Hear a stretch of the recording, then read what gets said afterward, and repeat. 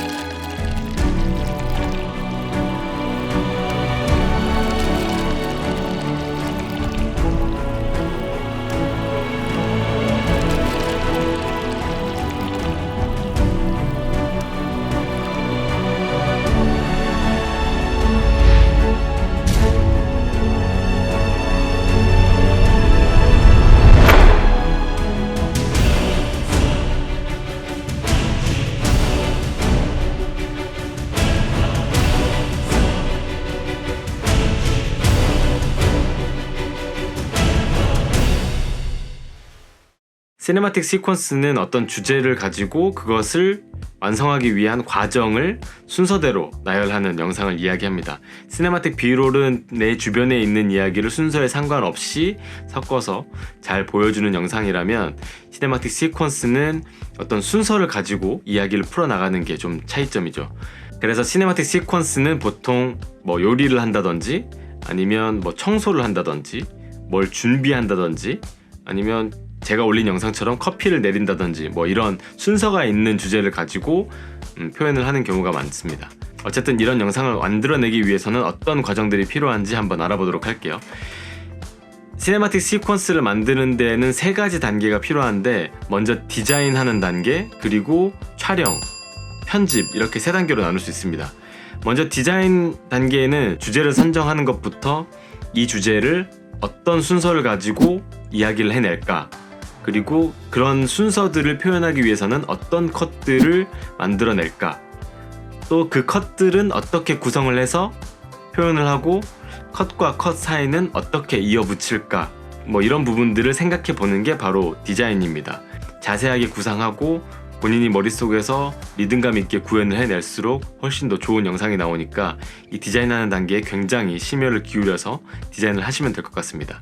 저 같은 경우도 커피를 내리는 영상을 만들기로 결정을 했고, 커피를 내리는데 필요한 순서들을 나열했고, 그 순서들을 이야기하기 위해서 커피통에서 그라인더로 커피를 붓는다든지 그라인더에서 커피를 간다든지 이런 컷들을 구상해낸 것이죠. 그리고 컷과 컷 사이는 어떤 트랜지션을 사용할 것인지, 제가 사용한 건 카메라로 구현할 수 있는 트랜지션, 인카메라 트랜지션이라는 것을 이용했는데 이 부분은 지금 설명드리기는 좀 길기 때문에 다음에 기회가 있으면 조금 더 자세히 설명드리도록 하겠습니다. 이런 구상을 모두 끝내놓고 촬영을 시작했습니다.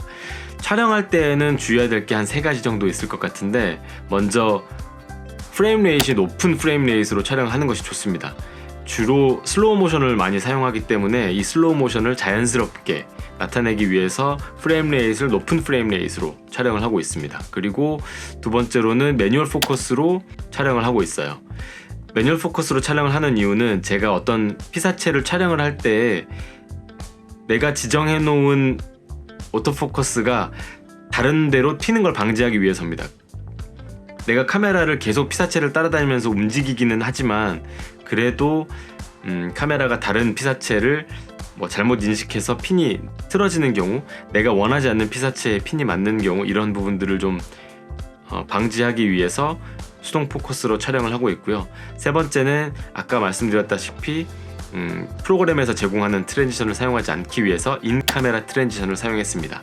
인카메라 트랜지션은 자세하게 다루긴 그렇지만 간략하게 말씀을 드리면, 어떤 피사체를 촬영을 하다가 어떤 피사체를 촬영을 해서 따라가다가 마지막에 오른쪽에서 왼쪽 아니면 왼쪽에서 오른쪽 혹은 위아래로 이렇게 카메라를 틀어버리는 겁니다. 그러면 피사체를 쭉 따라가다가 이렇게 확 트랜지션 되는 것 같은 효과가 있죠. 그리고 다음 컷은 이 컷과 자연스럽게 이어지게 하기 위해서 같은 방향으로 움직이면서 이제 시작을 하는 거예요. 그래서 아래에서 위로 움직이는 컷이었다면 그 다음 컷은 아래에서 위로 오면서 피사체를 잡아주는, 이렇게 영상을 촬영하는 기법을 이야기합니다. 이런 컷들을 잘 활용하면 중간에 프로그램이 제공하는 트랜지션을 사용하지 않고도 부드러운, 또는 컷과 컷 사이가 자연스럽게 이어지는 트랜지션을 구해낼 수 있어요. 그래서 이런 부분들은 아마 공부를 좀 더 하시고 연습을 더 많이 하시면 여러분들이 더 좋은 트랜지션을 아마 만들어내실 수 있을 겁니다. 그래서 다시 요약을 하자면 높은 프레임 레이스로 촬영할 것, 그리고 수동 포커스를 활용할 것, 그리고 인카메라 트랜지션을 적절히 잘 사용할 것, 이렇게 세 가지를 촬영에서는 주의해서 촬영하시면 될 것 같아요. 마지막으로 편집을 하면 되는데, 편집을 하기 전에 디자인 단계에서 여러분이 어떻게 표현을 할 것인지 이런 것들을 다 구상을 했잖아요. 그래서 여기에 맞는 음악을 먼저 찾으셔야 됩니다. 음악을 먼저 찾아놓고 그 적절한 음악 위에서 하나하나씩 영상 편집들을 해나가면서 분위기에 맞게 스피드 조절도 해가면서, 그리고 컷과 컷 사이를 좀 이어나가면서 편집을 해나가시면 됩니다. 음악 같은 경우는 음원 사이트들이 굉장히 많아요. 일반적으로 가요 이런 음원들은 저작권료를 지불해야 되기 때문에 그런 것들을 사용하기는 쉽지 않으시겠지만, 영상 제작자 이런 분들이 주로 사용하시는 데가 유튜브 무료 음악, 아니면 사운드 클라우드 무료 음악 이런 것들도 많이 활용하시고, 유료 서비스는 아티스트 아니면 에피데믹 사운드 이런 것을 유료 구독을 해놓고 마음껏 다운받아서 사용하시기도 합니다. 이 부분들에 대해서는 다음에 더 정확히 설명드리도록 할 텐데, 음악이 영상에서 차지하는 비중이 굉장히 크기 때문에 퀄리티가 높은 음악을 찾고 좀 더 영감을 줄 수 있는 음악을 찾으면 찾을수록 여러분들이 동일한 영상이지만 여러분들의 영상을 훨씬 더 질 높게 끌어올릴 수가 있습니다. 편집을 하기 전에 음악을 찾아놓고 그것을 시퀀스에, 프리미어 프로 기준으로 시퀀스에 넣어놓고 편집을 시작하면 되겠습니다. 첫 번째 컷과 두 번째 컷만 간단히 설명드리도록 하겠습니다. 시퀀스는 일단 아까 말씀드린 대로 풀 HD에 24프레임으로 되어 있어요. 시퀀스 세팅을 보면 24프레임에 1920, 1080 풀 HD 해상도로 되어 있습니다. 이 부분을 확인을 하시고, 모든 컷들은 지금 풀 HD 120프레임으로 촬영이 되었기 때문에 스피드 램핑 이런 것도 사용할 수 있어요. 나머지는 거의 대부분 비슷하게 구현이 되어 있기 때문에 첫 번째 컷과 두 번째 컷 편집하는 것을 보고 또 이야기를 이어나가도록 하겠습니다. 시퀀스가 이렇게 되어 있죠. 제가 좋아하는 방법은 이야기를 하고 싶을 때, 어떤 주제를 좀 강하게 보여주고 싶을 때는 슬로우 모션을 사용하고, 움직이는 공간에서는 좀 속도를 높여서 확 움직였다가 다시 슬로우 모션, 그리고 트랜지션이 일어날 때는 다시 속도를 높여서 트랜지션을 하는, 이런 방법을 사용하고 있어요. 그래서 컷들을 좀 키워보면 이렇게 되어 있는데, 프리미어 프로 기준으로는 우클릭해서 쇼 키프레임을 보면 타임 리매핑이 있어요. 그래서 여기서 스피드를 선택을 하시면 이제 이 부분을 스피드로 활용할 수 있습니다. 지금은 아마 이게 40%로 재생을 하고 있고, 속도가 높아지는 부분에서는 거의 300%로 재생을 하고 있죠. 슬로우 모션으로 재생이 됐다가 빠르게, 손이 움직일 때는 빠르게 움직였다가 손이 찬장 손잡이에 도착하고 나서는 다시 느려지고, 찬장 문을 열어서 가는 장면에서는 다시 빠르게 가고 있어요. 다시 한번 볼까요? 이렇게 올라갈 땐 빠르게 갔다가 열 땐 느리고 다시. 그래서 첫 번째 컷은 이렇게 찍혔는데, 첫 번째 컷 완성된 걸 보면 문을 열면서 제가 카메라를 오른쪽에서 왼쪽으로 확 틀어버립니다. 그래서 인카메라 트랜지션을 이렇게 활용을 하고, 그런 다음에 그 다음 컷은 찬장에서 시작을 하는데, 주가 되는 이 커피통의 오른쪽에서 왼쪽으로 오면서 피사체를 잡고, 피사체가 잡히는 장면에서 다시 슬로우 모션, 그리고 커피통을 내리는 장면에서 커피통이 내려가기 때문에 카메라를 아래쪽으로 틀어주죠.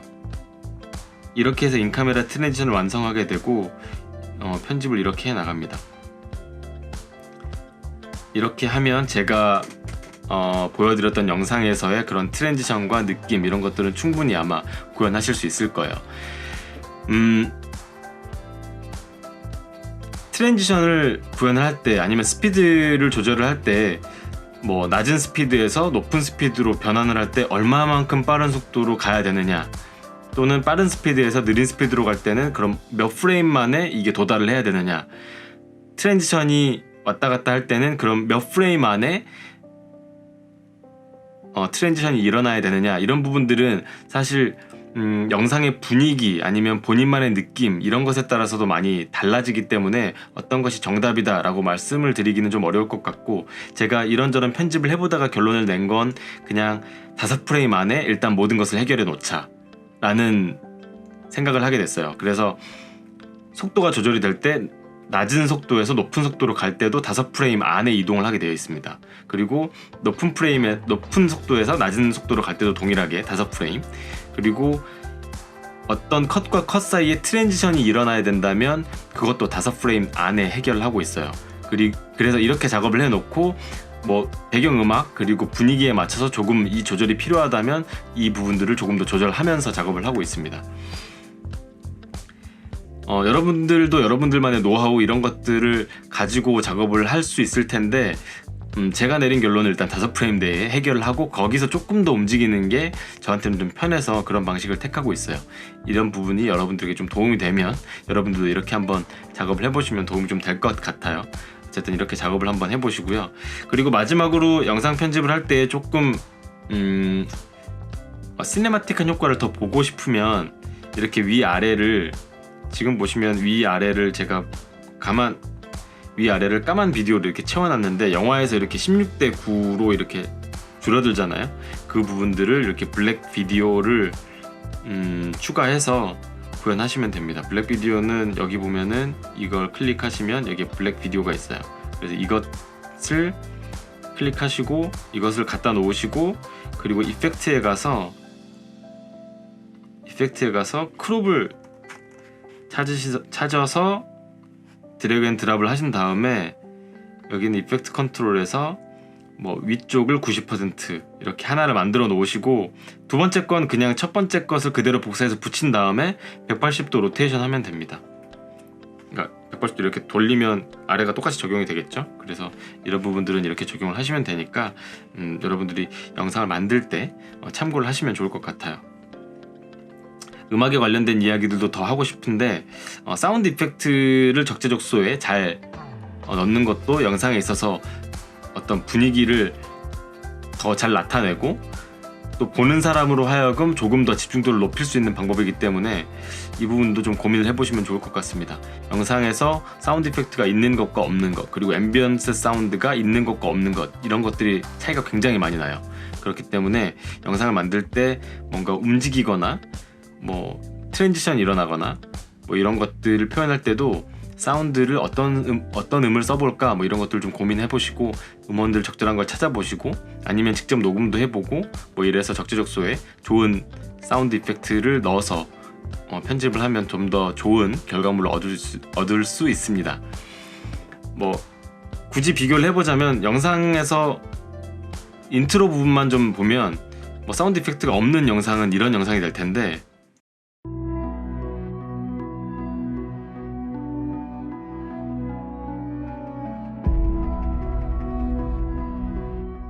사운드 이펙트가 있는 영상은 이런 영상이 될 거예요.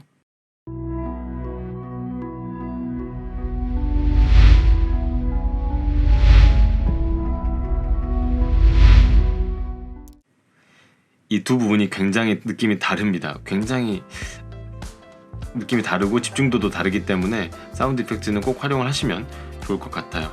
이렇게 오늘은 시네마틱 시퀀스를 어떻게 만드는지 그 방법에 대해서 이야기해봤는데, 이 영상이 여러분에게 도움이 되셨으면 좋아요도 눌러주시고 구독하기도 눌러주시고, 또 제 설명이 좀 부족한 부분이 있어서 여러분들이 궁금하신 점이 있으면 또 댓글로 남겨주시고, 또 이런 영상이 있었으면 좋겠어요 뭐 이런 부분들이 있으면 여러분들이 또 의견 많이 남겨주셔서 제가 다음에 더 좋은 영상을 만드는데 여러분이 도움을 주셨으면 좋겠습니다. 그러면 다음에는 더 좋은 주제로 찾아뵙도록 하겠습니다. 그럼 안녕.